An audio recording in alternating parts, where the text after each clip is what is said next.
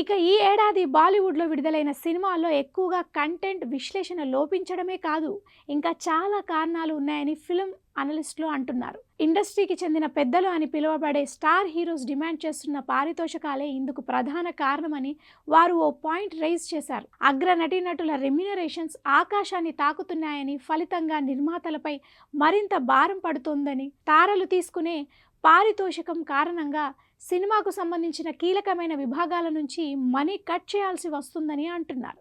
దీంతో సినిమాకు సంబంధించిన ముఖ్యమైన పనుల నాణ్యత తగ్గుతుందని చెబుతున్నారు. ఇందుకు ఉదాహరణగా అక్షయ్ కుమార్ సినిమాలను చూపిస్తున్నారు వాళ్ళు. అక్షయ్ కుమార్ లేటెస్ట్ మూవీ బడే మియా చోటే మియా.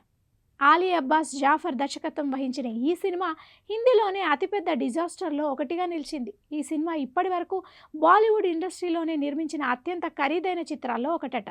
మరి ఈ మూవీ కోసం హీరో అక్షయ్ కుమార్ దాదాపు 165 కోట్లు పారితోషికం తీసుకున్నారని చెప్తున్నారు. కానీ ఈ మూవీ మాత్రం ప్రపంచవ్యాప్తంగా 111 కోట్లు మాత్రమే వసూలు చేసిందట. దీంతో డిస్ట్రిబ్యూటర్స్, నిర్మాతలకు తీవ్ర నష్టాలు వచ్చాయట.